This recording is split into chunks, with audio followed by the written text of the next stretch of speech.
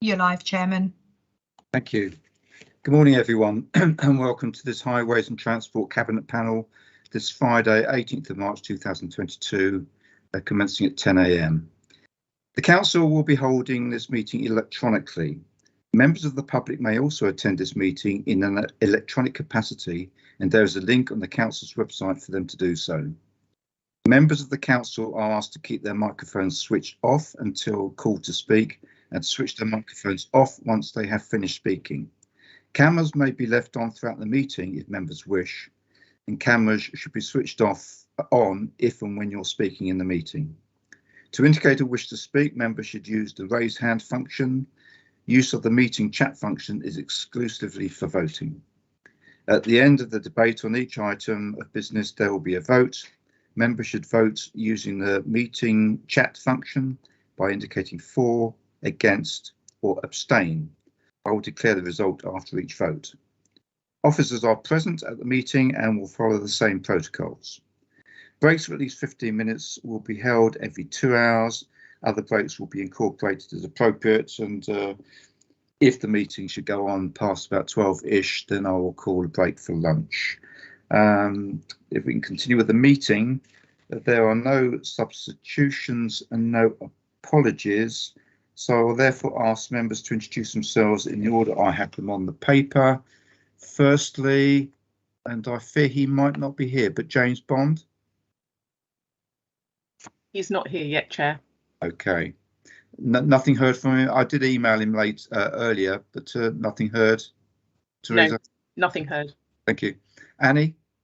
Good morning, Chair. Yes, I'm Annie Brewster, Conservative Councillor for Harpenden Rural. Thank you.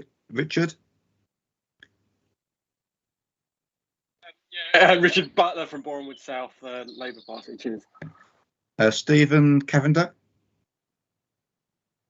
Good morning, everyone. Steve Cavender. I'm the Liberal Democrat member for Meriden Tudor in Watford. Stephen Giles Medhurst? Yeah, Stephen Giles Medhurst, Liberal Democrat Group Leader and Highway Spokesperson representing Central Watford and Oxley Division. Jeff? Yes, good morning all. Jeff Jones, Conservative member for Buntingford in East Hertfordshire. Graham? Good morning, Conservative member for Bishop Stortford Rural and Deputy Executive Member Highways and Transport. Rena? Good morning, everybody. I'm Rena Ranger. I am the Conservative member for Rickmansworth East and Oxley Park. Sarah? Morning, Conservative member for London Coney. And Nigel? Nigel Taylor, Liberal Democrat member for Berkhamsted. Thank you all. Can I ask anyone with a pecuniary interest to declare to actually speak now, or I'll assume there's nothing? Okay, I take that no one has any interest to declare.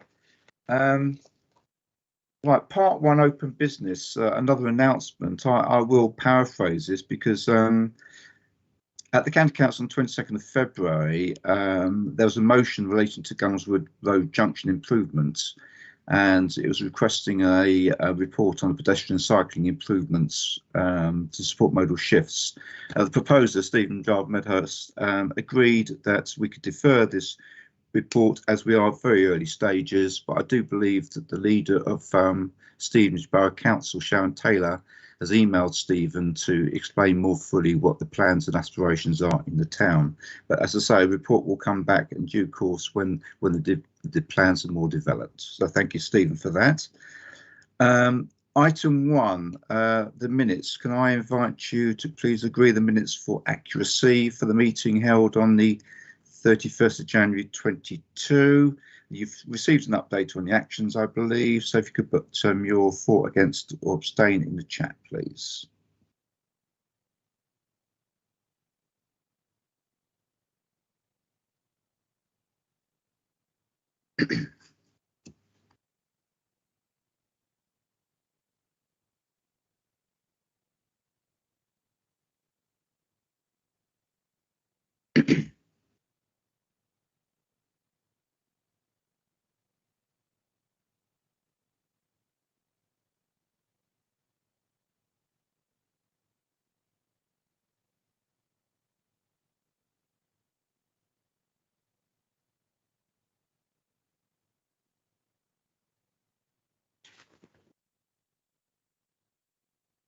That's agreed, thank you. And we move on to item 2. We have a public petition regarding the resurfacing of Travellers Lane. I can invite Tim Rouse for his 3 minutes to actually talk to his position, a petition. So Tim, the floor is yours.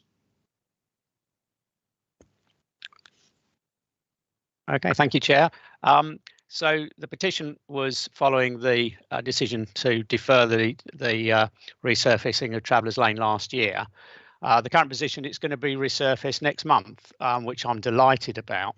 So I just really wanted to focus on some of the practicalities of that and ask the following questions.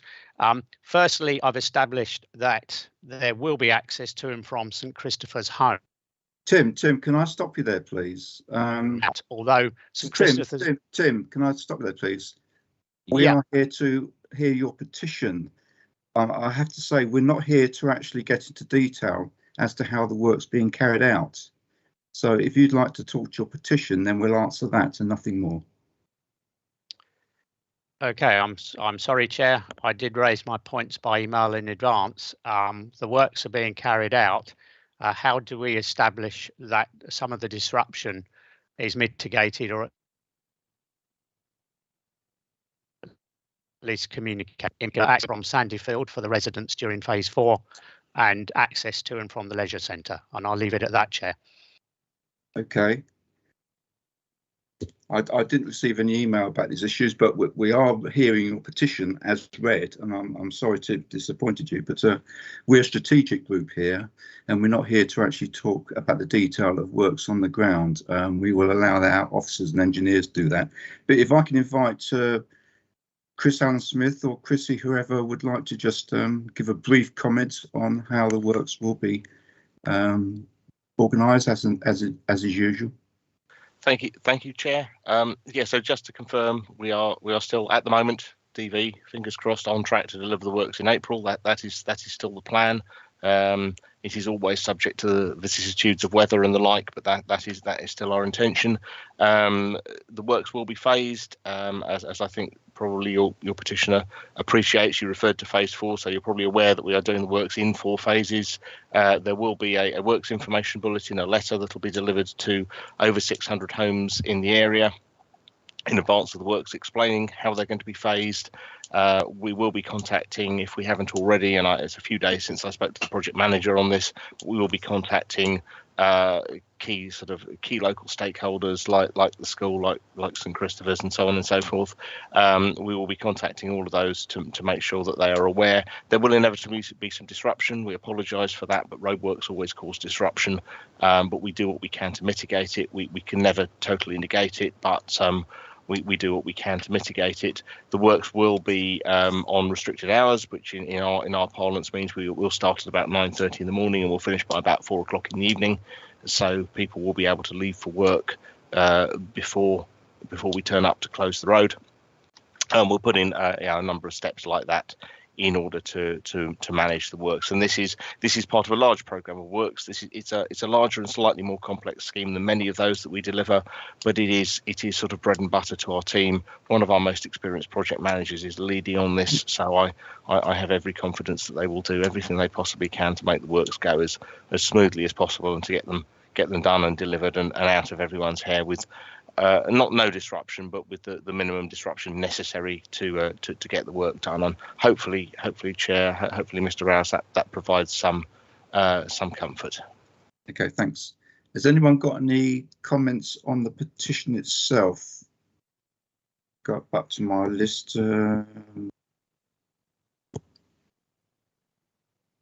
People. Sorry, did Okay. you dropped out for a second there? Yeah, Phil. Paul, your hand was up. Yeah, thanks, Chair. Yeah, I mean, I'm reassured somewhat by Chris's response there, but it's just a little frustrating as the local member. And I see Peter's now put his hand up as well as the other local member in this area. It's a kilometre of road that's a major sort of a feeder road into, as you say, well over 600 homes in Hatfield. It's going to cause disruption, and that's, I'm certain that the vast majority of those residents will be very, very happy to have a new road surface down that road, given that it's currently more hole than road. But the concerns that Tim was attempting to express, I think, are ones that are reasonably valid, and it would be of use to have some input into what's happening in terms of the phasing and where the phase ends and so on. And I'm not clear what that mechanism is, in terms of myself and Tim, who's a town councillor at the minute, to actually feed in those concerns and make sure that the programme officers are apprised of those concerns early enough to make sure that things like the phasing plan are adjusted to make sure that the disruption really is minimised. I mean, Tim mentioned St Christopher's Care Home. It's I think 200 odd elderly residents in that particular care home. And it would appear that the way that the phasing has been sorted, there will still be access for both staff and emergency vehicles to that location. But it's not certain, and we weren't aware of that before we saw the document that was sent to the I think it was the leisure centre, wasn't it? The care home manager was unaware that the project was happening. So it's that kind of thing that we're just trying to make sure we get right, and if we have some reassurance that the structures and mechanisms for feeding that in are right, it'd be very helpful. Chris, can you just remind us what the structures are? But these should be done offline, but if we can just remind Paul what the structures are and leave it to him to take this offline. Indeed, and so we produce what we call a works information bulletin, a residence letter, if you like. That will go to the local members.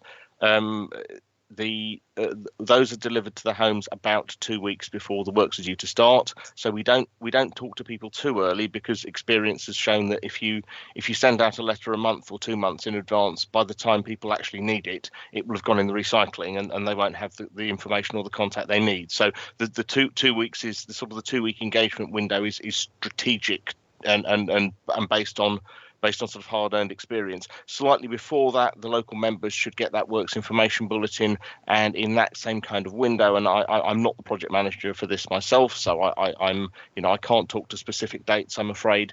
But as I say, it is one of our most experienced PMs, and he does have this well in hand.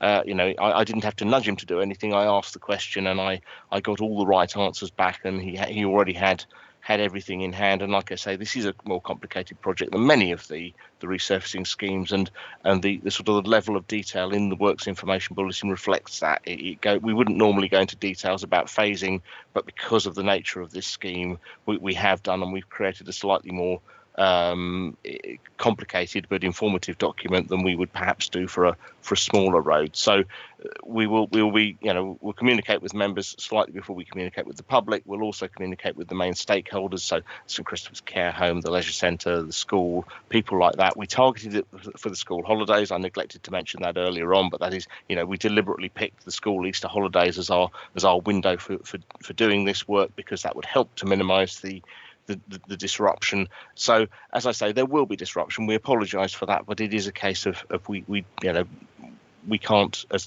the saying goes, make an omelette without breaking eggs. We just try to make sure that we keep that disruption to a reasonable minimum. And there are contact details on that. We always maintain emergency access, I have to say, during these resurfacing works. So if an emergency ambulance or something like that needs to get through, our resurfacing crews will find a way. Access to private properties and the like we maintain where we can, but there will be disruption to that. There are contact details on the works information bulletin, so if somebody has a particular need, if they've got a house move planned or something of that nature, then they can contact our contractor and work out the details. And the contractor manages the works on the ground. They're the people who are best placed to manage those sorts of works. We can't always help with everything, but if we can help, we will. And I think probably at a strategic level, that's about as much as I can say on this. Thank you, Chris. Peter, you want to come in? Yeah, thank you, Chair. Well, first of all, just congratulations to Tim again on his emphatic election to Hatfield Town Council. Yeah, Chair, forgive me. I thought this was to hear the petition, not to discuss the ins and outs of the logistics of it. Yeah, correct. Which I just sort of a little bit confused there. Correct. You're quite correct. Yeah. And I was wondering, I suppose, why the petitioner has got got the suggestion that this might be delayed for another 20 months, which I don't know where that came from, but we'll pass that one by as perhaps a typo. Say no more on that. Is there any other comments on that? Okay, well, the recommendation is that as the work has been programmed quite imminently, that we acknowledge petition, but no further action is taken, as it's already including programme works for coming year. I think it's next month, isn't it? So can you vote on that one, please? Thank you.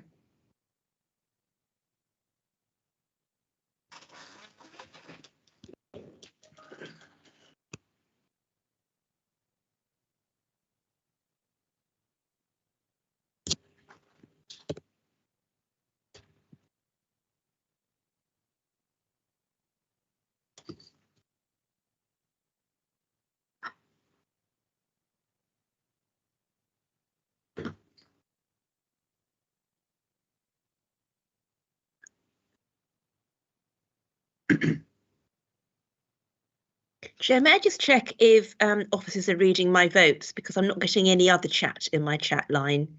You're down there. Yes, you voted. Yeah. Okay, thank you.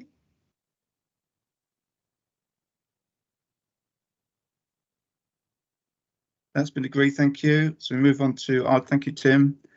Hopefully you'll get a nice, bright, shiny new road in a month or so, and everyone will be happy. Thank you. Number 3, we got an update on the electric vehicle charging infrastructure update.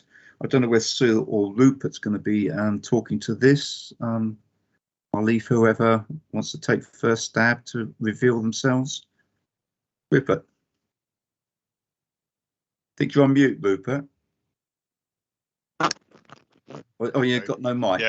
Yeah, no, that might help. I was going to do a brief intro, and then Sue and I are both here to answer any questions that the panel might have. So it's just a recap, really. When we presented this paper in June, it was agreed that we would go away as officers to have discussions with the districts and boroughs in relation to their concerns, proposals that they've got developing around their own electric vehicle infrastructure, and then bring back an update to this panel early in 2022. This paper is the basis of that, and it sets out the work that's been going on since last summer through to date, in relation to those discussions that we've been having both with the districts, boroughs, the providers, the electricity companies, and also just wider industry engagement that we've undertaken to help inform our view in advance of the strategy being produced later in this year and sent out for final engagement with the public and with districts and boroughs.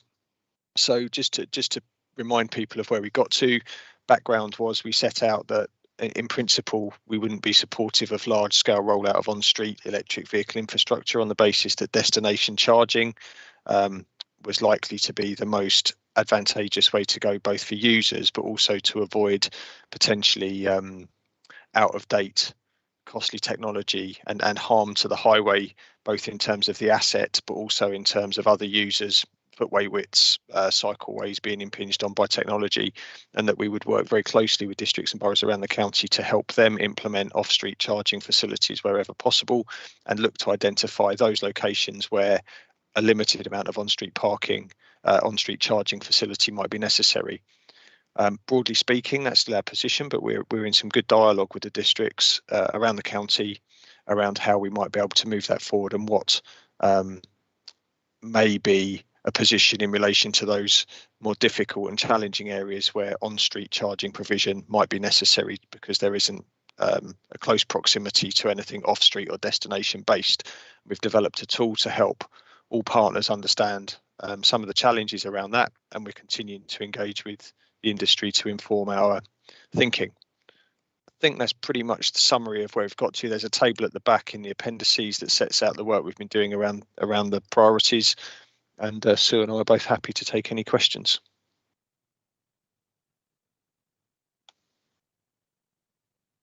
How are I'll go in first, Rupert. How are conversations going with districts about how we can facilitate getting a sort of useful contracts within the county that perhaps districts can tap into to save everyone trying to reinvent the wheel and going in different directions? I think it's fair to say there's quite a strong appetite from a number of areas in relation to having a more joined up approach to this so that we don't end up with a fragmented system that's both difficult for people to use and confusing. However, there are a number of districts and boroughs that have already moved ahead with their off-street parking provision and chosen to go with partners that might limit our opportunity to procure on scale. But that's not to say that as those arrangements come to an end, there couldn't be a more joined up approach taken in the slightly longer term. But I think if as we set out in our paper back in June, we would very much support as a county council the opportunity to look at providing this single point of procurement and contact with the industry so that we get, like I say, that uniformity across the county and an opportunity to get best value out of the process. Yeah. And how far away do you think we are in actually getting a strategy or policy on this? I'd like to think that by the end of the summer we will have a draft strategy that is broadly supported with the districts, that we will be able to bring back to panel for everybody's consideration. I suppose it's fair to say that that might be a few months ahead, but it's not as though we're not doing anything at the moment, is it?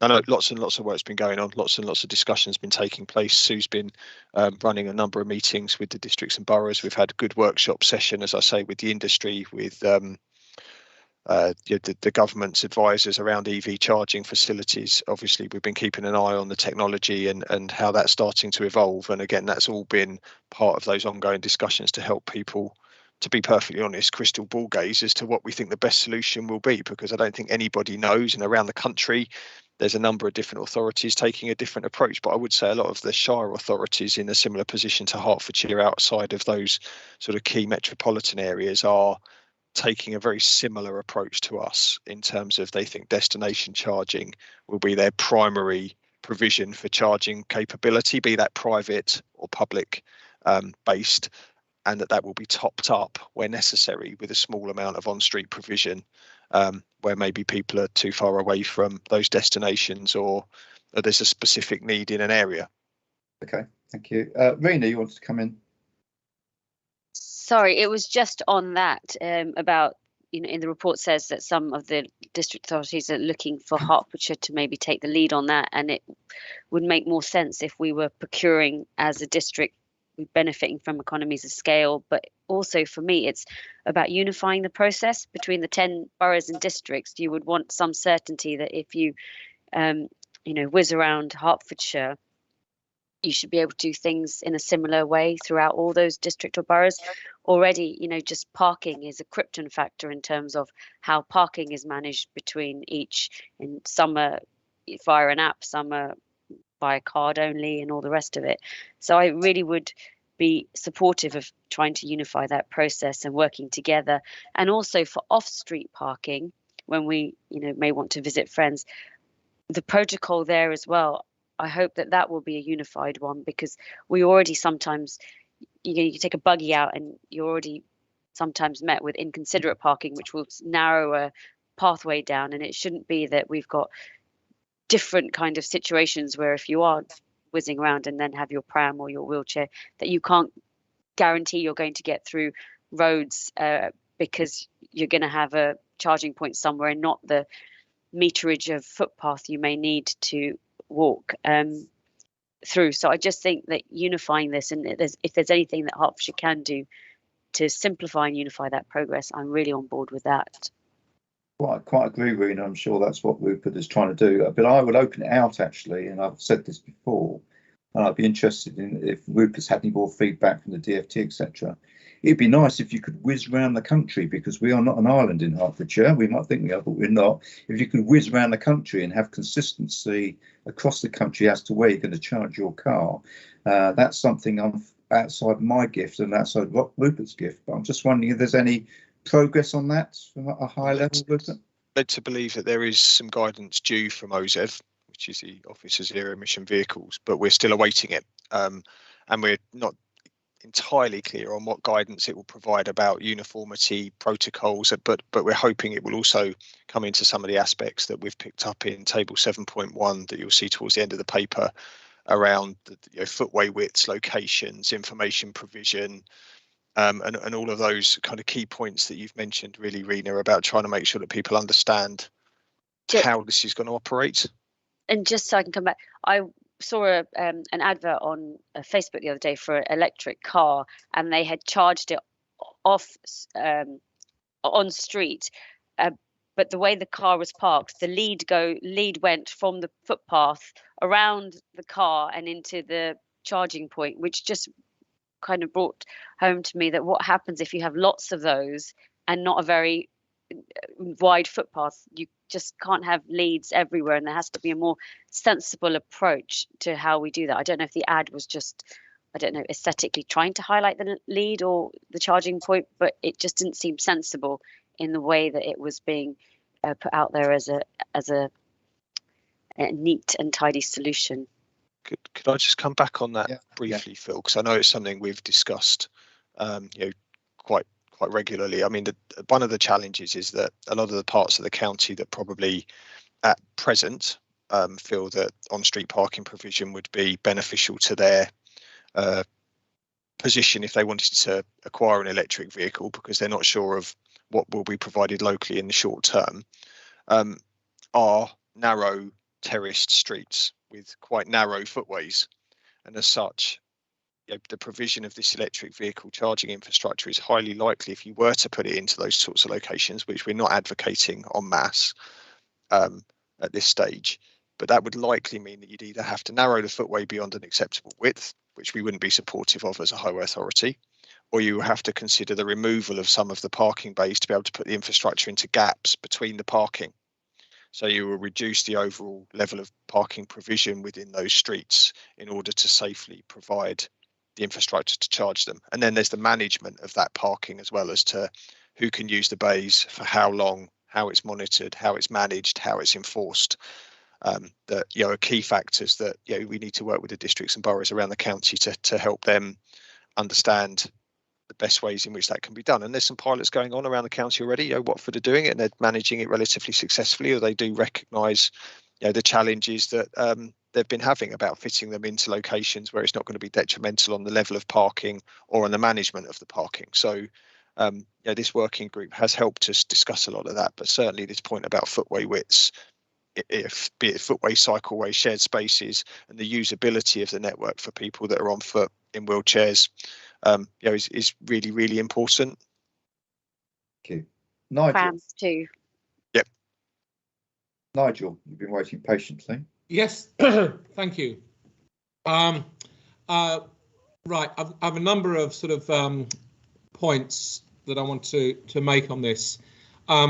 Firstly, I recognise what you said about on-street parking, but you seem to imply that because we can't do everything, we shouldn't do anything. I fully recognise, and I represent a town with a lot of Victorian terraced houses that rely on on-street parking, and that I fully recognise you at the moment, we wouldn't want to put a charging point outside every house. But at the moment, if you live in those streets, there is nowhere within a reasonable distance you can actually get your car charged should you come home and find it needs to be charged. And I mean, I would like to see a target of, say, within 5 minutes walk of all housing which relies on on-street parking, there is at least a double charging point. It can be on council land on in a council car park, if that's what from the district council, that's no problem. It can be on street where the streets don't have a lot of parking, because you don't want to reserve a place for an electric car and then deprive other residents of the right to park there. But I mean, I can name you places in my own division where that could be done. It's just on the periphery of the on-street parking area. And I don't see anything in this paper which actually says what you're going to do and when you're going to get it by, and say, and as Councillor Bibby was saying earlier, we are a strategic committee, is actually saying things like having a 5-minute walking time for on-street charging, or charging of one sort or another. And so I'm sort of worried that we are not clear about when we're going to actually achieve this. And quite simply, if residents in those type of areas across the county feel there is nowhere they can actually go to get their charging within a stone's throw of their house, they will not buy an electric vehicle.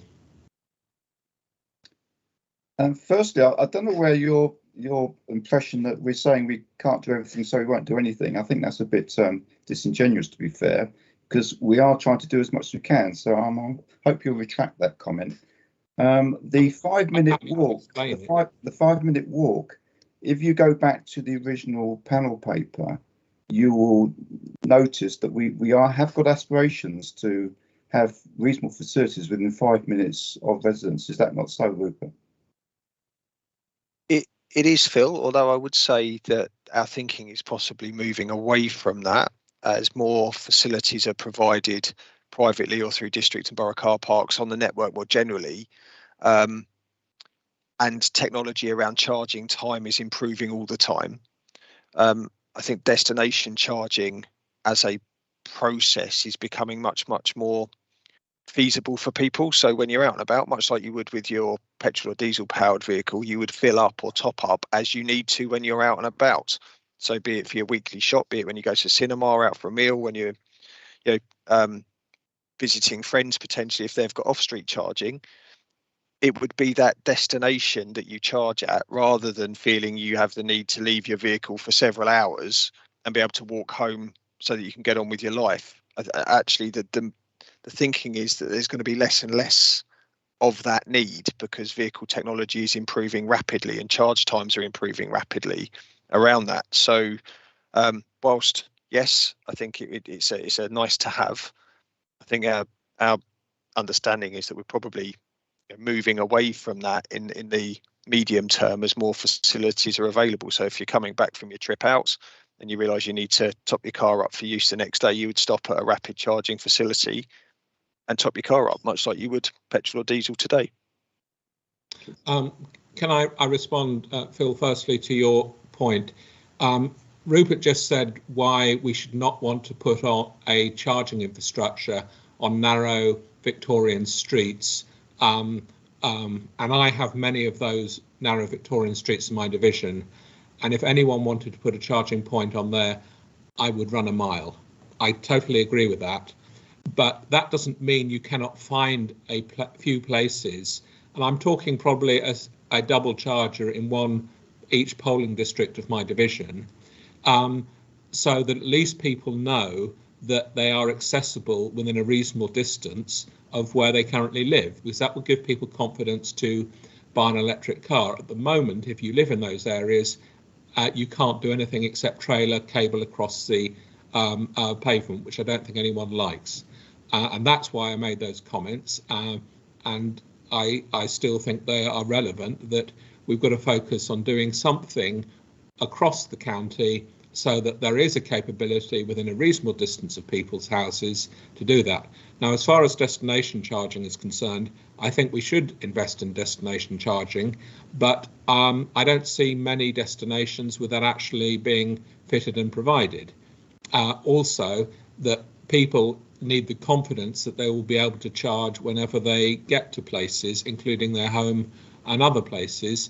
And at the moment, I do not see that in many places I visit. I do have a plug-in hybrid, so I can use these things. And I'm not seeing it.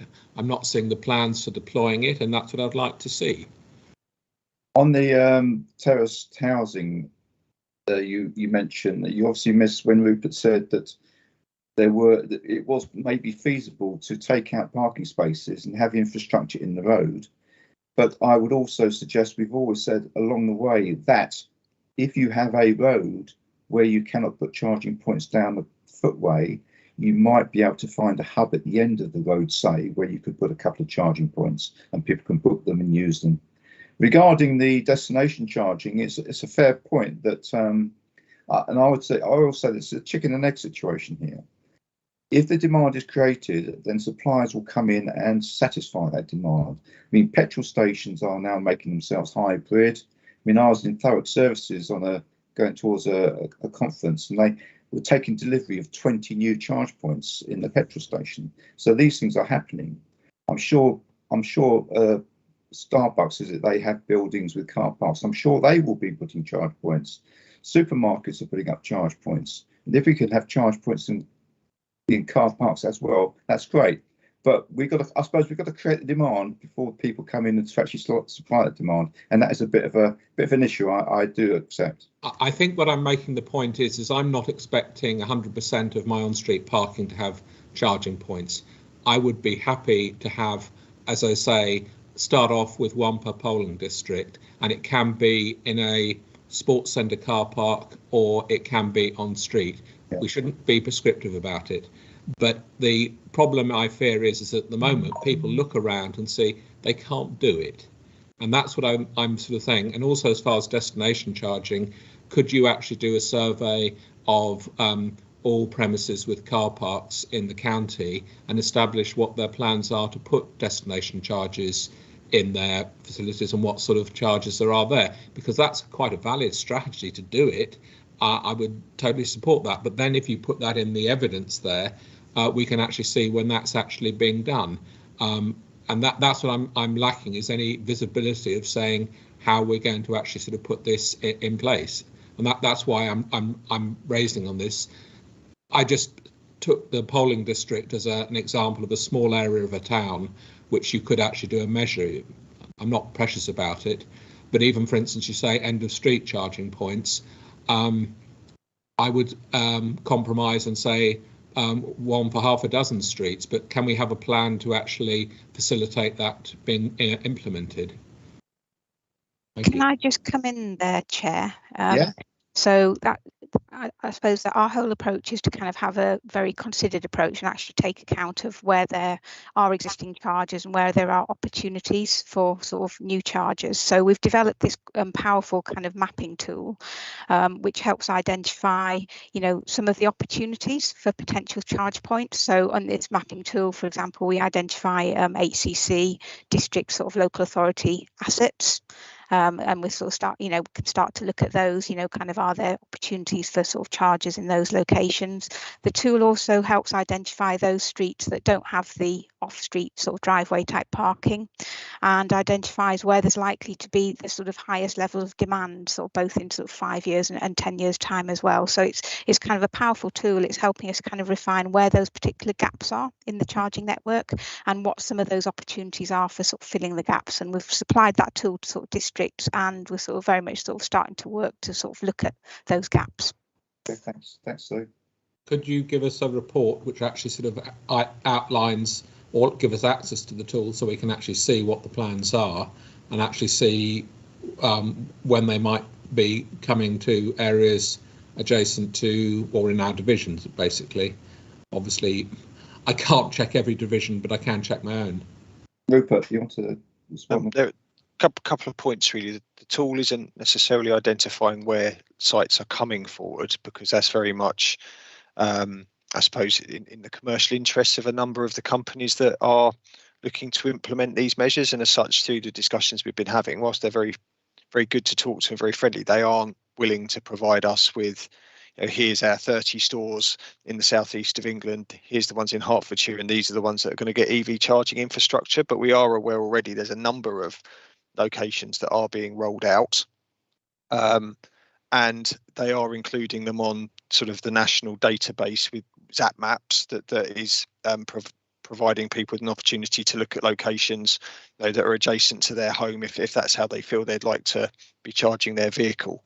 So I think it's not really a credible ask for us to be engaging, because we are trying our very best to engage with a number of businesses and landowners to understand what their intentions are. And at a broad level, they'll tell you, yes, we're supportive of EV charging infrastructure. We're rolling it out where we think it makes sense to us as a business, but they will not divulge those locations.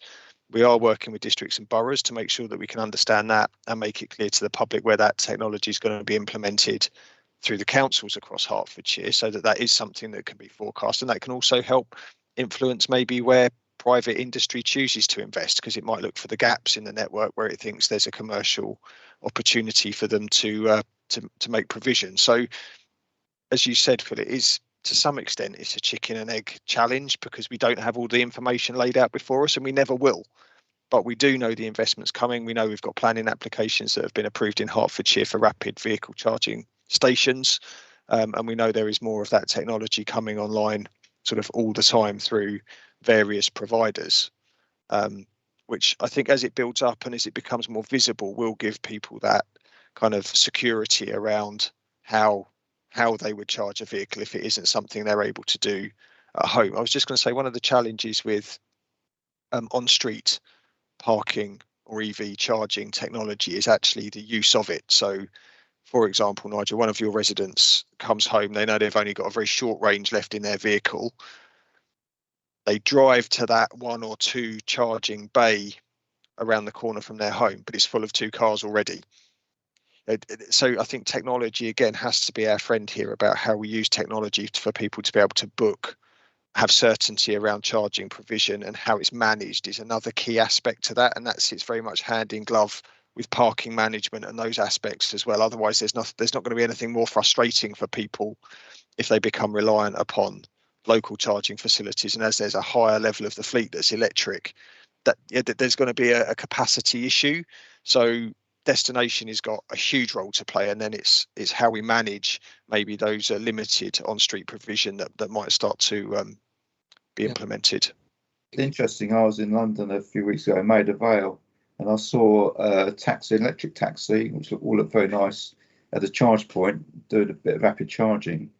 And I had a word with a friendly taxi driver. You know, how many are there in London, and do you have to book? It says you can't book, you have to queue up. There's only 14 in London, so it's a bit of an issue there for TfL, I think. Can I come back on the point? Yeah. I totally accept your point about if you turn up to an EV charging point and it's the only double one in your polling district and 2 cars are already there. But at the moment, there is no EV charging in most polling districts in my division, and I suspect elsewhere as well. And therefore, they don't have that option at all. I'm not asking in the short term for the perfect. I'm asking for an enable, a seeding, so that we get a plan for actually providing basic provision, and then facilitating the private sector to expand on this as demand increases. But it's the initial seeding of the process to make sure there is a very limited infrastructure everywhere. And the point you say is you want to rely on destination charging, but then you say you don't know what the plans are of the destinations to put chargers in place. I think you need that. There's a problem with that. Those 2 positions, they need to be resolved. Is that if the solution is destination charging, we need to have plans for where that will be and what sort of coverage will be over what time period, or we need to say we actually, which is my point of view, you need a multi-stranded approach where you will facilitate or have charging facilities put in destinations, in council car parks, on the street, but it will be a seeding, so there's a good coverage across the whole of the county. And also the parking restrictions in those places are adjusted to support the facilitation of the charging where people need it. Stephen, you want to come in? Yeah, I suppose there's a number of things here. I'll try and be brief. I suppose one of it, my county division is fortunate. I have the most EV chargers in the whole of the county, in my county division, which is in Watford. And interestingly, they had the largest number of EV charging points in the whole of the county, and largest number of EV vehicles purchased are in Watford, in terms of the latest stats that are available.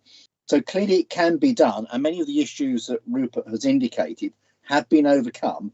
There are issues with the grid and making sure you have the right power in the right locations, and that has caused some issues. And there's a traffic regulation order going through to prevent other vehicles using the EV charging points as parking bays in what are controlled parking zones. So these issues can be overcome. I suppose I'm somewhat disappointed. We had a report June last year, and we seem to be not much further forward on a detailed strategy. I had some hope when I was reading this, and I've now been dissuaded from the comments from Rupert, I have to say, where it says, you know, in Appendix A, you've identified potential locations where on-street chargers may be required. And now we said we actually haven't got the mapping tool that's identified this. So either we have or we haven't, and we can have access to this EV-ready tool. You know, the first I knew about this was when I read this report. It just seems to me that we're being a bit slow and a bit behind. One element I think that we have completely missed from this report, and I did raise it previously, is the engagement with town and parish councils and HEPTA. It's all very well discussing with the districts, and right to do so, and some are more ahead than others, i.e. Watford, and others aren't. But town and parish councils equally want to get on board. Most of them have a parish office or a town office. Most of them equally have a small car park associated with those premises. Most of them are in mainly more rural communities where it's much more difficult, therefore, to provide facilities. So I would have thought an engagement process that it was inclusive on a county-wide basis, whereby the facilitator was the county, rather than actually, in the case of my own parish, which has gone to one supplier to put in 2 EV charging points in one car park. That's an awful lot of additional work on a limited number of resource for 2 charging points. Whereas if this could be done collectively across the county, we'd have a much more joined up strategy. Now, I see no mention of engagement with HEPTA, House Association of Town and Parish Councils, in that process, because they have got, you know, and we're moving away here in terms of this is car parks, Phil, which I know you're much keener on than on-road charging, but they do have these sort of facilities, and it's unlikely in the more rural communities you're going to have your Sainsbury's, Asda, Lidl's and so on with EV cut charging points, and therefore these will be the only opportunities possibly for off-road charging. I think the other issue, an assumption's being made, and I've recently been dissuaded of this a little bit, that anyone with an off-road parking space can easily install an EV charger. I have an EV car on order. Trying to get the EV charger point installed has been a total and utter nightmare, mainly because the electricity box is the wrong side from the drive. It needs an inverter installed. It needs an isolator switch installed. Because they've got the solar panels installed, they've got to be moved. I've got to have 20 meters of cable, and so on. So, and that's on a relatively new build, i.e. 30-year-old property. So heaven knows someone who's got an older property with difficulties. And I'm now speaking to other people who've had exactly the same problem, and are basically, well, I've got to drive, but it's near impossible to get my EV charging point installed on the drive because of these particular complications, and I'm going to wait until there's one in the nearest car park. So we have to bear that in mind. But what concerns me is that other councils, Surrey County Council's got a plug-in strategy, 100 chargers, contactless cards. Surrey County Council's installed 80 on-street charging points in Guildford, Woking, Spenthorpe and Waverley. And Cumbria's got 190 chargers installed. All of this has occurred since June last year. How many additional chargers have been installed in Hertfordshire being promoted by HCC. I'm not aware of any. And that what concerns me. Now, you say we're going to have a strategy signed off and sealed and delivered late summer, maybe.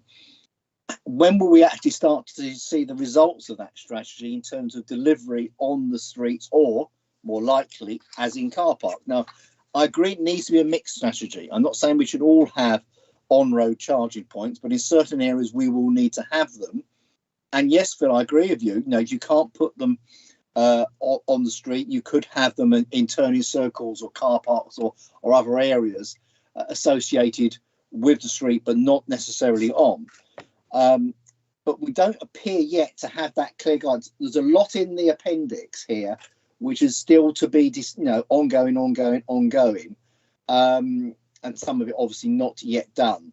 Now, in terms of the one not yet done, where I have a little bit of disagreement on, it says EU support district and borough council to enforce parking orders. Well, given that one borough is already doing parking orders to enforce EV chargers, I'm surprised that's not been picked up in that appendix in terms of base sensors.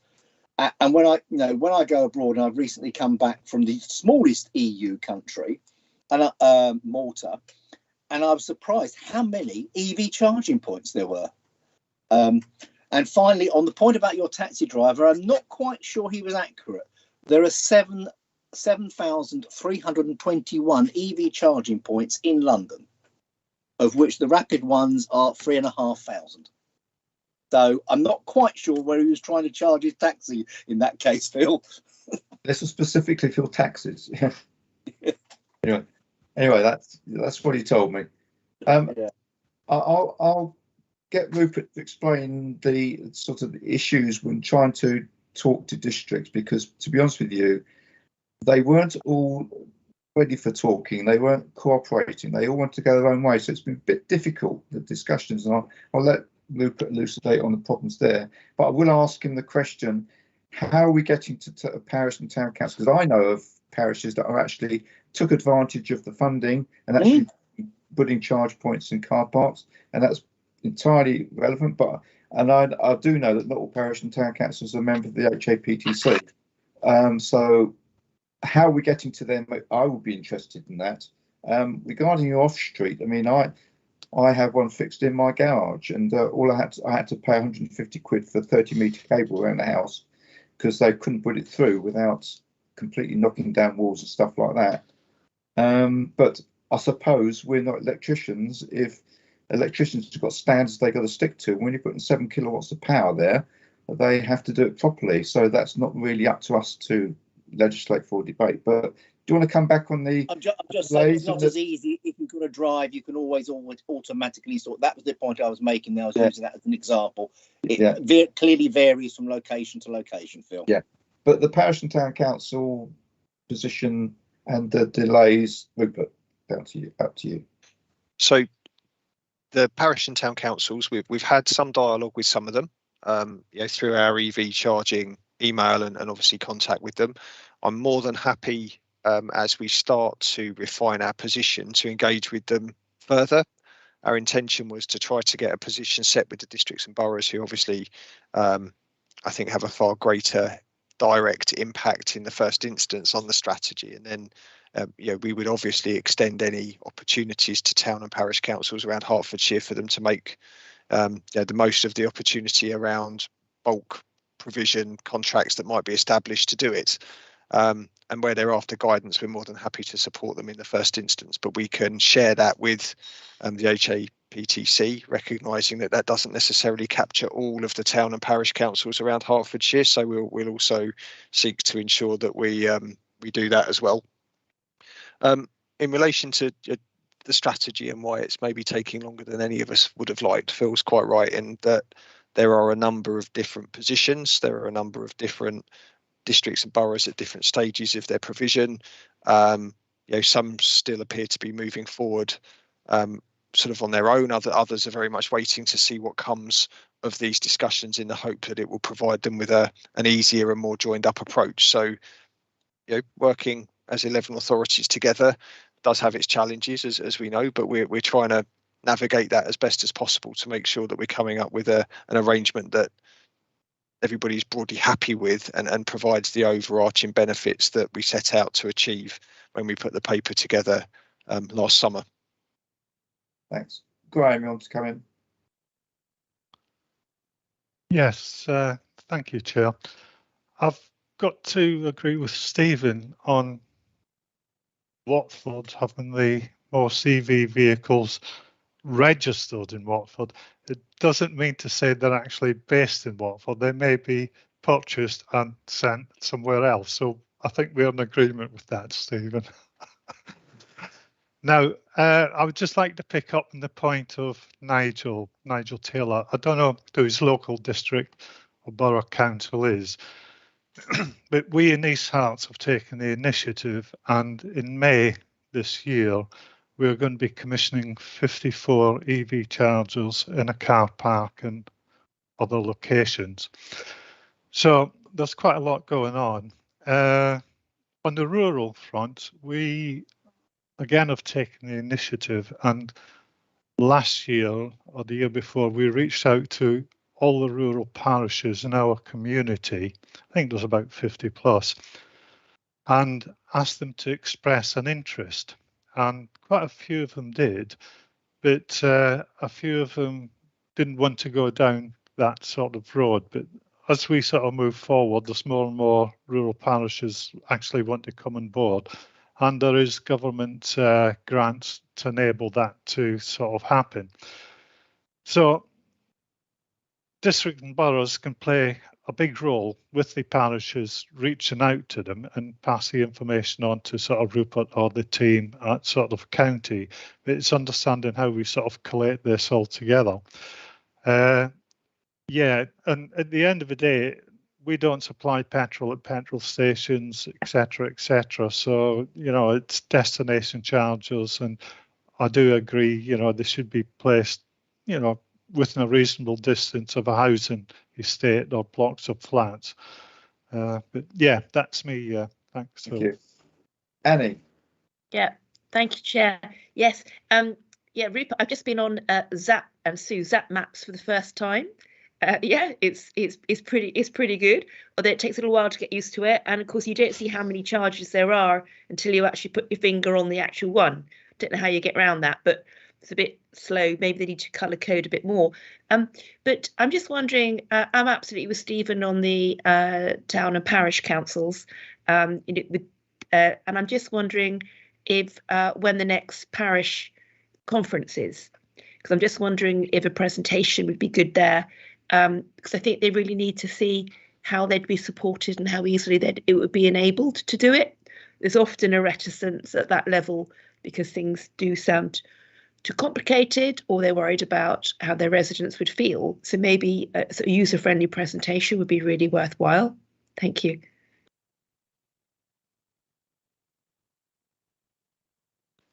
Yeah, we'd be happy. I think, Annie, you and I spoke quite a while back, didn't we, about Wheat Hampstead Parish Council and the opportunity there, not only for EV car charging, but possibly bike charging and other things as sort of rural destinations that people tend to use for recreational purposes. So no, we'd be more than happy to share our thinking and understanding and potential support for town and parish councils at any meeting. Okay. Agent just put a post on that Hemel is almost unparished. I'll tell you, Stephen is completely unparished. So, anyway, no other hands up. So they can come out to the country. They'll come out to the country and charge. Yeah, absolutely. Yeah.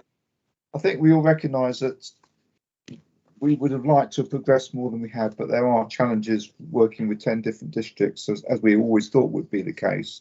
But we're getting there, and hopefully we'll get the final strategy agreed by the end of summer. But it doesn't mean say we're not doing things in the meantime. I mean, and if districts want to go out and put a load of charging points in their car park, great. We support that, and we'll support them doing anything that's doable, basically. So can I ask panel? Oh, Stephen, come back. I did, because it was two things I don't think had really been covered in the report. One is in terms of what we being the collective we, in terms of Hertfordshire CC and its estate, is doing in terms of EV charging points. Yeah, we've got a couple at County Hall. I have to say I've not been to Apsley for a long time, so I don't know what the position is at Apsley. It's what are we progressing on our own estate EV charges, which are obviously going to be off road, and that doesn't seem to be covered at all in this. And really, I would like a definitive timeline in terms of this, because I'm getting feedback from my officers that one of the difficulties is that officers at county are suggesting that the responsibility should all be given to the district if you want to install them on road, yet the Highways Authority is the county council. Fine, in terms of the district installing them and doing them in car parks, I totally agree, and it should be done, and more should be done. And I've no issues with that. But I think the first point that was made first off was whether or not this, and I think it was Rena who made the point, was over actually, should the county be holistically procuring a contract, BP Plus or whoever, or Eon, or wherever the main ones are, or Osprey, there are a load of them, in terms of then making that available across the 10 authorities, plus availability to the town and parishes. And I've just looked up how many local councils are covered by HEPTA. It's the 11 town councils, 102 parish councils, 2 community councils, and 10 parish meetings. Well, probably the 10 parish meetings you can forget in terms of assets. But you've got 110 plus authorities there, probably all with some form of off-road car parking facility. Therefore, it is essential to engage with them. And it seems to me, why would you want 110 different bodies going to different EV suppliers asking bids for 2 or 3 points, when actually, collectively, with our potential purchasing power, shall we say, or at least our kudos, the county could do this and say, well, actually, Sawbridge Parish Council, I don't know if there is one, Graham, but could have 2 points, two charging points installed with whatever the next one up, Ware Town Council and so on. So it does seem to me we need to have a more holistic approach across the county. But I would like to have a firm timeline when this report will come back with a definitive approach that's going to be adopted. I'll leave the timeline to Rupert if you confirm up on the late summer. But you're thinking about a holistic contract. I think that is our ideal, Stephen. Yeah. Unfortunately, some districts don't see that, and that's the unfortunate thing. We are not, as a county, going to be putting charging points in districts and on their land. No. Basically, if they're waiting for that, they ain't going to get it. We will actually facilitate, if they want, putting it on highway land in appropriate circumstances. But we are not providers, but we are trying to facilitate, make it easy for districts to do it. And if we could have a holistic contract, that would be fantastic. But I think Rupert's probably been hitting against a brick wall on that one, haven't you, Rupert? Certainly, if you go back to the paper from last year, Phil, that was the ultimate ambition, was to have uniformity both in terms of supply but also in terms of provision and economies of scale through the right contract route. Yeah. And that does require all authorities, those that wish, to toe a common line in terms of how they're going to procure and operate EV charging technology, both on street and off street, if you're going to get the most benefits from it. And that's a big part of the discussion that has been had over the last sort of 8 months, to try to establish where people are, establish what their thinking is, understand what they're brought into in the existing situation, and what that might look like going forward. So there is a lot of work going on around that. In relation to contracts, whether it's Hertfordshire County Council procuring its own individual contract, recognising that some authorities have very much caught a cold signing up to contracts and been caught out by the sort of responsibilities and challenges to operating an EV network of their own. We are there's a number of existing frameworks that are in place across the country that have either been established by authorities or through the Crown Commercial Services or ESPO or those sorts of things, that we are reviewing with our contracts team so that we can try to understand the opportunities and pitfalls associated with them. Because, as I say, when you talk to authorities around the country, they all have very different experiences those that have undertaken this plunge already as to how well it's worked and what some of the challenges around that have been, and what the implications are both for them financially but also for the users. You know, what is the response time for if a charger fails? Whose is the cost to repair it? Who owns the call centre that it gets reported to? You know, all of these kind of operational aspects that need to be very carefully thought about. The other thing that we're doing to try to get us to a good position when we do reach a consensus amongst the authorities is to establish this checklist that looks to make sure that we've got best practice in place around the location, around the electrical certifications, and all of those things that we would expect as a highway authority, anything that is placed within the highway to meet. So we're trying to put the building blocks in place that would establish the basis for any discussions with the market as we go forward. In terms of timescales, I just don't think I'm in a position to commit to anything more firm at this moment in time, Phil, on the basis that those discussions are ongoing and will influence how long it's going to take us to get to a point where we've either reached a consensus or the authority is going to put its position clearly, out there for consideration at panel. But all I can say is the more positive the discussions are, the quicker it happens. So as we've been working recently, it's looking good. I suppose the danger is, Rupert, if we set a particular timescale and we didn't get buy-in from the districts, we'd end up having to impose a strategy or policy on districts, and that ain't going to work, is it? It's not the ideal position to be in, that's for sure. Yeah, that's one way of putting at it. Rena, you wanted to come back? So you can't get that done tomorrow then, Rupert. I just can't emphasize how important I think it is for this unification and this joined up thinking. We already have fragmented kind of bus routes, train routes, cycling routes, walking routes, which means that people don't always have the confidence to venture into Hertfordshire, especially if they live in places like my division where they border onto London boroughs or something like that, London boroughs where it's just easier perhaps to get a train that way rather than exploring where we live.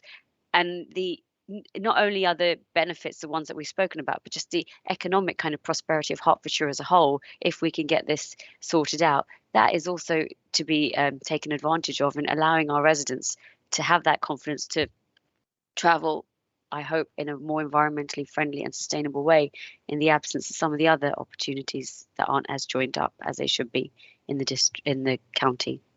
Okay. All right.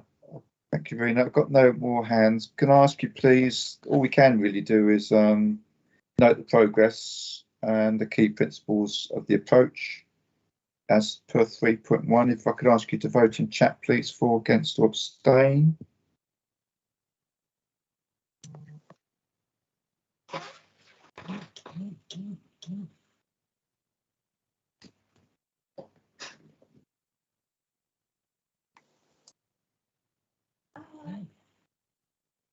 Aye.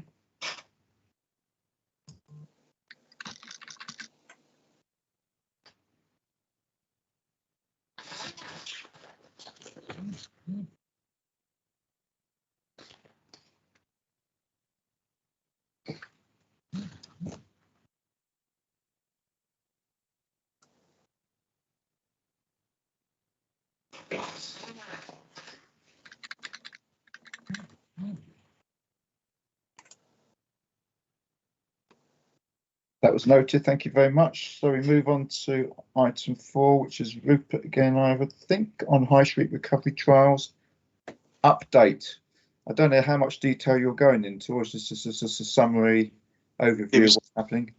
It's really just a summary and overview of what's been going on around the county in relation to the initial sites that we established, the engagement that we've reported on previously at panel, where a number of the locations, after further discussion with the local county members and any boards that were established around them, were either retained or removed, through to a point at which we're going to be taking a number of sites through with experimental traffic, supported by experimental traffic regulation orders as set out in 2.4 for trials over the next 18 months.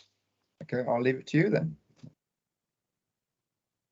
So as I say, really, we've got to the point now where it's been established that there's a number of locations where people would like trials to be taken forward after that public engagement took place. Local boards were established, and they've concluded that the use of an experimental traffic regulation in order to support those trials will take forward.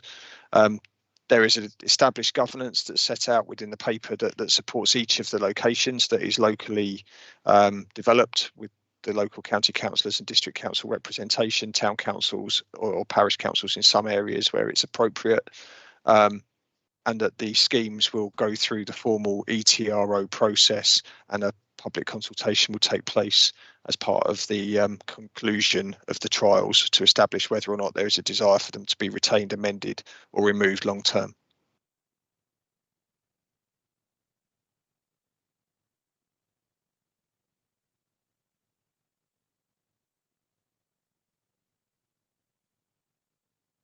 Okay, thank you. Any points?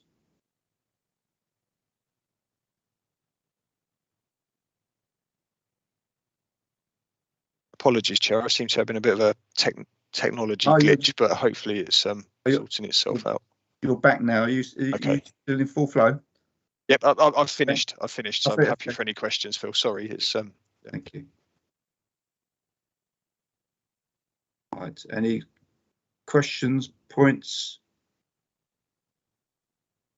Stephen. Yeah, just very briefly on this, because I serve on one of the boards, wear another hat. And the officers have put a lot of work into this in terms of a possible benefit, and hopefully we will be permanent benefits coming out of the pandemic and COVID. So I appreciate the work that's gone in.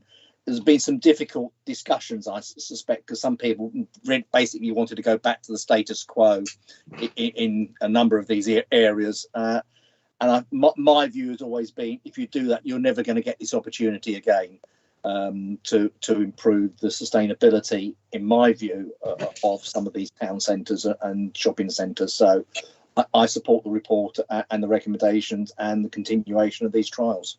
Okay, thank you.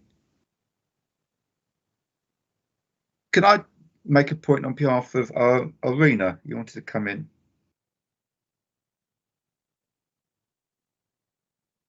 Rena. Sorry. Hi.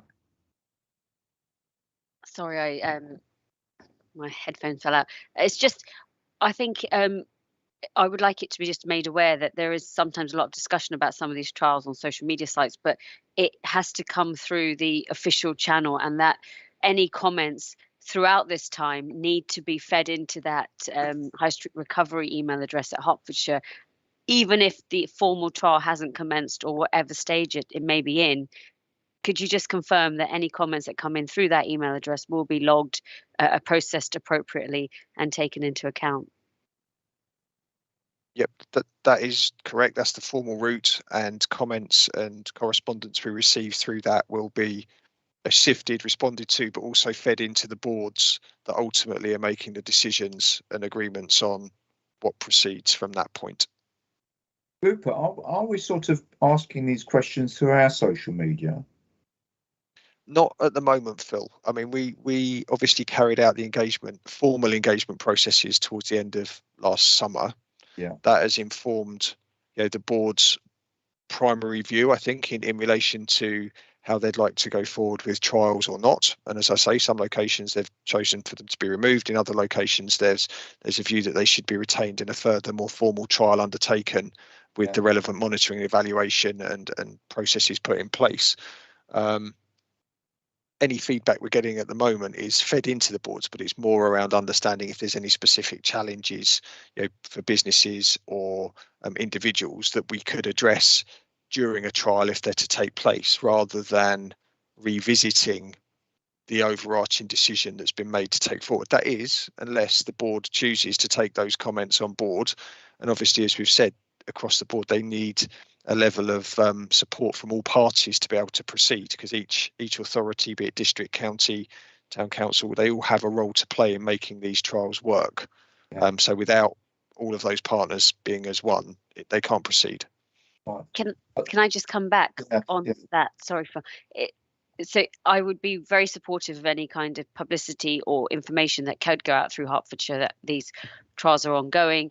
you can feed in any time, but more importantly, that these are not now, linked to the COVID restrictions, because there is a disconnect sometimes between people understanding that this is now part of an perhaps active travel opportunity with a whole bunch of other potentials, because there is a idea amongst some that because the COVID restrictions have dropped, this should now drop as well. Yeah, we they did try to separate that at the end of last summer with the engagement, saying that as the restrictions have lifted, and there is no longer a need for them to be in place for COVID, would people like to see them retained or removed? That was very much the essence of that engagement at that point in time, and we moved it from a COVID response to a high street recovery message that was being put out to the public and to stakeholders. We can reinforce that if it needs to be reinforced further on our webpage, and as I say, but we have explicitly moved away from this being a COVID response to one that is very much about high street recovery, as you say, active travel, sustainability, and creating places that people want to spend time, hopefully for the benefit of those towns and urban areas where these measures have been put in place. And I wonder if there's any way for us to, we've got the public engagement, of course, and of course shop owners and shopkeepers and people who are in the high street are a part of that. I wonder if there is any other kind of avenue where perhaps for residents, there is a parish or community council feed in. There's also the district, but are there any kind of local business enterprise partnerships or anything like that that we can also keep in touch with to understand what some of the business owners or the shopkeepers, they feel about it as well, engage them in a different way? I certainly think we've engaged with bids where they exist within towns that we've been working with, and if members or certainly district colleagues are aware of others that we should be engaging with, we're more than happy to take them on board. Obviously, I think at a local level there is that better level of awareness than officers that cover the whole county, so we'd be looking for our district officers and members to help us, and local county members obviously to help us understand if there are any particular groups locally. We certainly did make every effort in the engagement in the summer to get into contact with anybody that we were made aware of to let them know that engagement was taking place. I'm aware of schemes where basically lots of residents associations around the piece have actually been involved actively in bids as well. I suppose, surprisingly enough, or perhaps not surprisingly, sustainability and active travel isn't number one on lots of people's agenda, and they probably don't appreciate what these things are trying to achieve.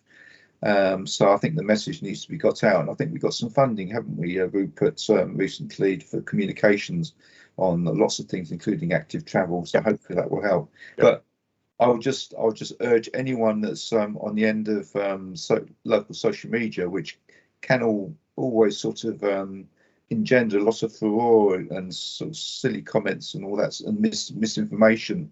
If you can direct them to the website or the email address for feedback, because we work on feedback. I mean, if people don't feedback these negative comments, how can we know about them? So it's a shame we can't link the two, but we can't. So that's what I was thinking. Stephen, you again. Just briefly, I agree we work on feedback, but it has to be based on facts, because I mean, you get a lot of comments, and I'm sure all of us have had it on social media, where it's based on rumour mill, supposition, and everything else. And of course, particularly when you're talking about these sort of things, well, my business has suffered because you've closed. No one can stop outside the shop for 5 minutes to and so on. Where actually, the retail market's completely changed. It was changing before COVID, and now it's even changed even more dramatically. And I think what we have to be careful of is when decisions are made, they're based upon some factual accuracies, as opposed to, oh, let's restore it like it was in the 1950s. I'm forever getting those comments about Watford. Oh, it's not like it was in the 1950s, when there was all these little local shops. Well, of course it's not. It's completely changed. And we're not going to go back to that, whether you like it or not, I'm afraid. So just that comment, really. It has to be also, we want comments, but actually we would like some evidential comments as well in terms of how it's affected things. You're quite right. I mean, I always laugh when people say, oh, people can't park outside my shop and come in. I said, how many shops can you park outside? Even in say place with free parking like Stevenage High Street, you cannot park outside your shop. You have to park sort of half a mile down the road. And you're quite right, Stephen, that different buying patterns, the market has changed. People are thinking differently about high streets. It's that's changed the footfall, not necessarily not being able to park your car outside a shop. Because to be reminded, if I went to a town like that, I would expect to park in a multi-storey car park on the fringes and walk in. I wouldn't expect to drive into town and park it outside the shop. That's just impractical. Anyway, Andy wanted to come back. Yeah, you'll be delighted to know I'm not going to talk about any specific scheme, but I just want to ask, it's really exciting if there's a comms budget, because I am with Rena on this. I think the public, often they put a comment on Facebook and they think they've done their bit, if that makes sense. And I think it's quite confusing when there was a consultation initially, and they might have done that. They might have done it on Facebook. Then they might hear there's a consultation coming up. And I think I always remember that in court, often if you've got trouble on farms, the farmer will turn up the first time. And then when the defendant doesn't turn up, the farmer never turns up the second time. You'll only do it once. And it's a bit like this. How do we make sure that we get definitive views from people? And do the historic comments count? Or are we really going to be starting from scratch again? Because perhaps there's been some revision of thought over the last year or so. But I'm delighted there's a budget. It's just for us to be able to know how we share where it's best to make the comments and when. Thank you. And don't forget, positive comments are also welcome. It's not just the vocal minority that we're looking for. We're looking for the positive stuff. Did I say that, Phil? No, you didn't. Right, thank you. Just on the engagement processes, I would just clarify now that each process is its own process. So the comments from a previous one will have been sought to be addressed and might be highlighted in the engagement for a new one, but the engagement at that point in time is the one that will feed the decision-making process to get to the next step. So if you said no at the start, you'd have to say no again or yes again to the one that's taking place. So that is 100% clear to everybody, that if you've said you don't like it, you'd need to say it again, or if you said you do like it, you need to say it again in order for it to be taken into account in that final consultation that would be taking place. We are looking as well, just to, I suppose, give you some insight into what's going on, at a number of ways to improve our engagement platform to make it easier and clearer for people to be able to navigate around it. I think we did some really good work to develop our platforms through the COVID challenge and subsequently into the high street recovery period, but we're looking to evolve that further to make sure it's a sort of simpler, more intuitive process for people to be able to leave their views on how they feel about the measures that will be trialled. So just to recap, Rupert, the historic comments effectively have been dealt with. If any comments want to come directly to the email now, they'll be directed to the project boards who are making the decisions before the trials start. Yep. But then everybody needs to comment actually once the trials are in place to get a definitive answer by the end of those.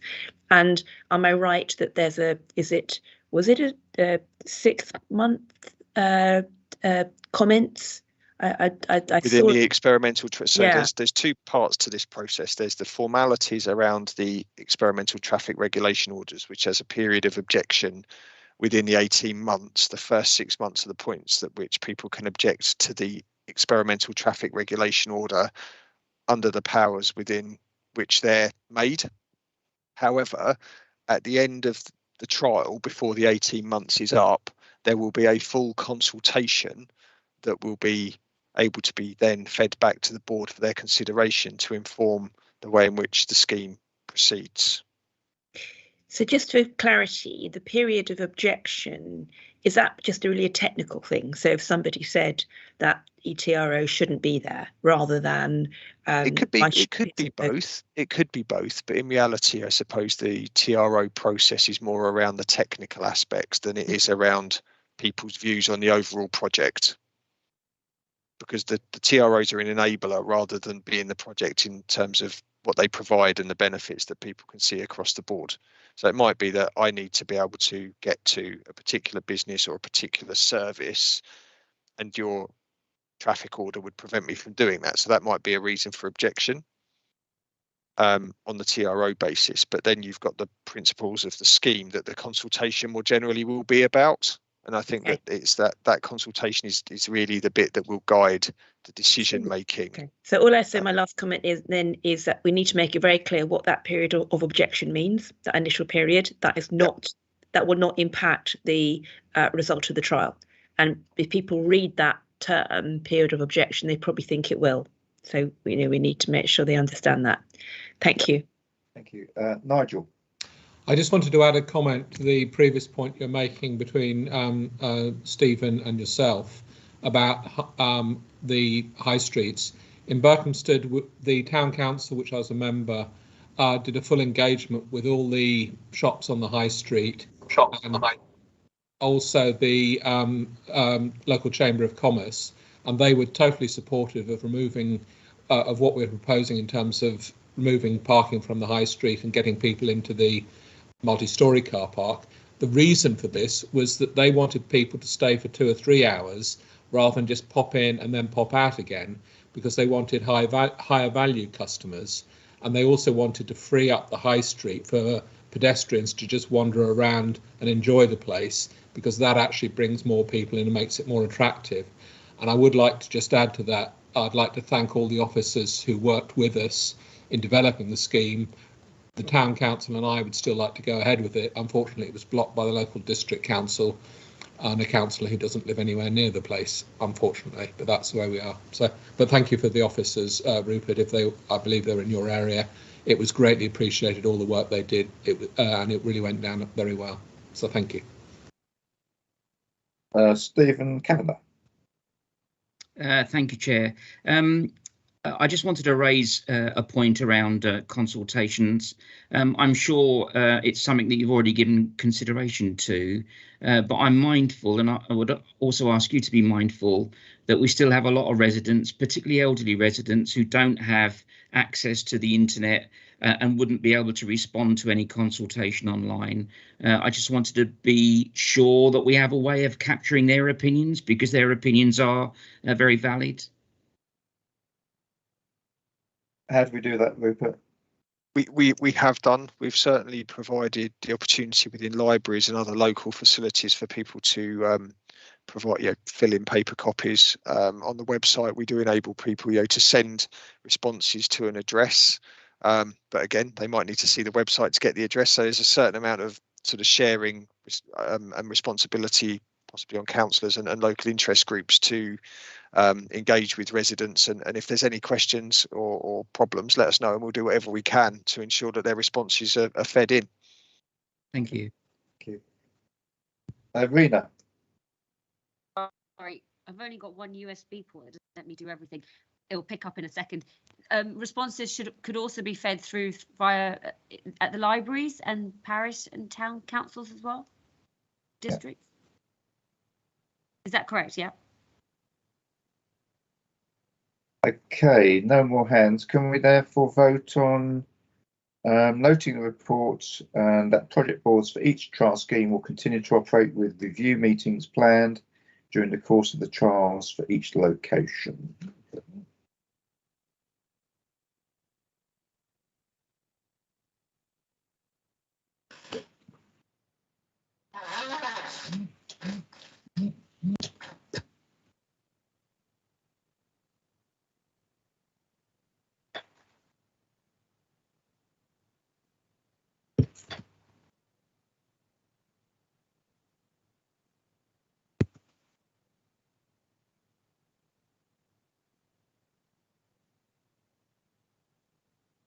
That's noted, thank you. Right, we go on to item 5, which is response to motion to review current policies in line with the rule changes to the hybrid code. Stephen, you've brought this motion. Would you like to speak to it? You're on mute. Yeah, no, just moving screens. in terms of firstly speaking to this, I have a question actually, and that's on page 47 of the agenda, 8.4. Why is there no SHIA to this? Tony? The whole motion refers to sustainability in terms of cycling and walking. The highway code is sustainability. It seems to be a get out clause. If the officers recommend just a note an item, they don't have to produce an SHIA. I don't find that acceptable. Tony? I'd like that answered first, please. My understanding is that SHIAs are included in reports that go to decision. So it's an officer's decision not to have time for noting, and it's an officer's decision not to have any sustainable assessment. That's a complete cop-out on something that is totally sustainable in terms of the issues that I am raising here in terms of this motion. And I don't find that acceptable, Phil. I think that acceptable. I think that would be one for Democratic Services to consider, because it would apply to all panels. It would, and it would apply. It does apply to all panels, and the council agreement was where there was an item that came to panel that had an issue relating to sustainability, there would be a sustainability impact assessment report. Now, clearly, all the items I have raised here are relating to sustainability, and there is no impact assessment report, and that I find is not acceptable. Therefore, there are two ways forward. We could discuss this, and I'm not happy the way the report is formatted, because I have to find it incredibly difficult to read in terms of what was being suggested. Apart from actually nothing's being suggested, apart from everything's okay in the shop and we don't need to do anything, which appears to be the reading of the report, because you've got sections in bold, and then underneath it is explaining what the current procedures are. I mean, what I think has been misunderstood, perhaps, or it's just an attempt to kick it into the long grass, is what I'm suggesting here is we need to look at what we are doing. I'm not saying there should be immediate changes. I had a rather detailed, I thought, more helpful meeting with officers discussing the reason for the report and the difficulties that I and other members face in terms of identifying. You're just being very parochial here, Chair, if I may. You know, it's ones, for instance, on 510 reports about the overgrown vegetation, safe clearance. Yes, it's in the defect management approach. Year after year, I raise this issue. Year after year, operators have to come out and do the same cycleway twice because they can't get it right the first time. And it's not just one cycleway, it is many cycleways.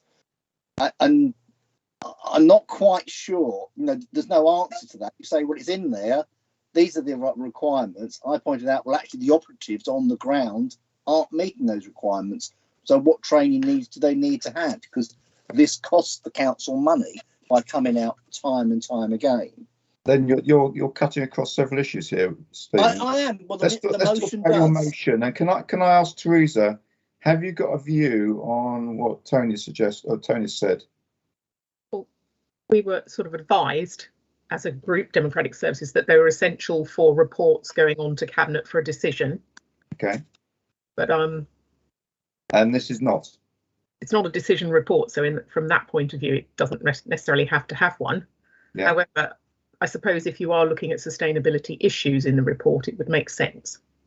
But surely, I mean, thinking about the first time I've thought about it this way, but yeah, if we, well, the answer is we are reviewing our intervention where we intervene and what I mean, that is the answer overall, and we'll get to that in the report.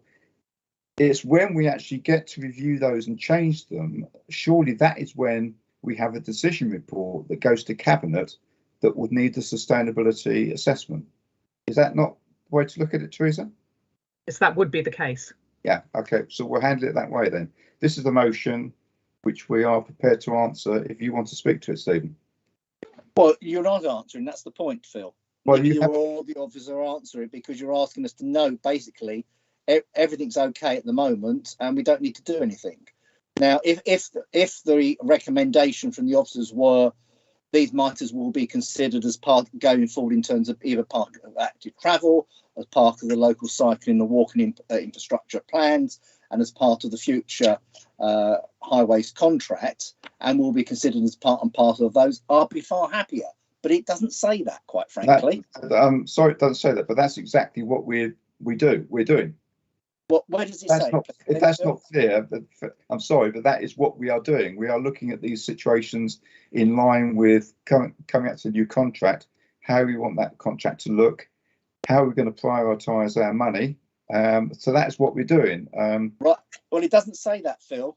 Okay. It's in paragraph 5.15. It does not say that in those emphatic terms. Well, it says work is underway to develop the new highways contract from October and possible changes to the highways operation. This motion doesn't refer to the new contracts in its inclusivity. It refers to it only in one element, and that is the element in relation to the future in terms of item 4 of the motion. That only refers to item 4 of the motion. It does not refer to items 1, 2 and 3. 1, 2 and 3 are completely different. 3 refers to an action plan about making sure that we are meeting the objectives of the Highways Code. 2 refers to an ongoing audit of the cycling routes, many of which signage and vegetation overgrowth made them not fit for purpose. And 1 refers to local cycling and walking infrastructure plans, which have yet to, obviously, in some places, even be considered. Now, I accept that refers to that, but you're still saying note the report. Now, this is a whitewash, quite frankly. It's a whitewash. That's all I can say. It is that everyone thinks it's all okay, and let's just push it into the long grass, which is certainly the case on some cycle routes. I don't really think I need to say more, because I'm totally dissatisfied. The fact that the administration seems to be hiding behind now, we'll do assessments on sustainability, but officers can get away with not having to do a report because we just have to note it. End of. That's what they do. They make a report and we note it. I mean, if you finish talking to your petition, your motion, I will ask Tony to address the issues. Can you, Tony? Yeah, I'm happy to introduce the paper. Thank you. Thank you. The report is a response to a motion to review the current policies following the rule changes to the Highways Code. It was proposed by Councillor Giles Medhurst and seconded by Councillor de Court. It was referred by County Council on 22nd of February to this panel. The motion is included in full in the report, and the recommendation, as Stephen's just said, is that the panel note the contents. Changes to the Highway Code were introduced at the end of January this year. They're intended to improve road user behaviour, to consider the safety of more vulnerable road users, and for road users to act with courtesy. The motion includes 4 sections. The first asks for a review of footway and highway fault intervention levels, particularly in areas that have local cycling and walking infrastructure plans. The Highway Code itself does not suggest or change maintenance levels. It's primarily about behaviour change, courtesy and safety. The report explains our ambition for all the districts and boroughs in Hertfordshire to have LCWIPs, that's the local cycling and walking infrastructure plans or their equivalents. But when they're in place, it would then be possible to estimate the potential cost of changing the intervention levels. And then we could see whether those costs would outweigh other active travel interventions that could be considered could be delivered at similar cost. The motion then goes on to suggest an audit of on and off-road cycling routes. The report outlines the maintenance for active travel strategy that was agreed back in 2019, that our carriageways, cycleways and footways are regularly assessed, and that all users are encouraged to report any defects. It also touches on overgrown vegetation, explaining, as Stephen said, that is dealt with under the defect management approach, and touches on the additional funding that has been secured in recent budgets. The third part of the motion is concerned with signage and maintenance. The report explains the legislative basis for signage from the traffic signs regulations and general directions, and the guidance that we consider for maintenance activities. It also explains how our bikeability training recommends that cyclists adopt what's known as the primary position at signalised junctions. The final part of the motion mentions the future highways term contracts. The report explains that work is underway to develop the new contracts, and the team will be considering changes that support active travel. The recommendation in the report is that panel note the contents. Thank you, Tony. Right, questions, comments?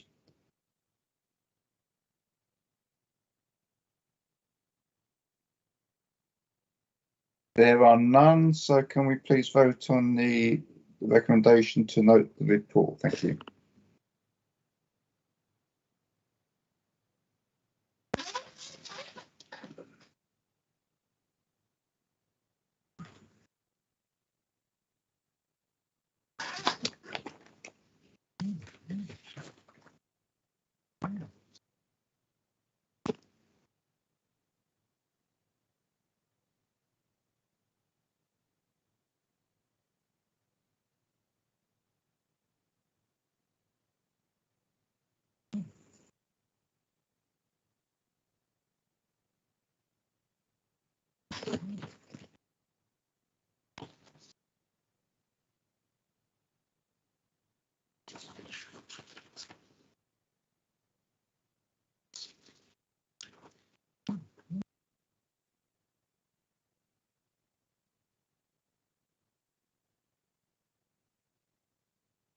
I don't know if you pressed send too early, Teresa, but you just said item 5 voting.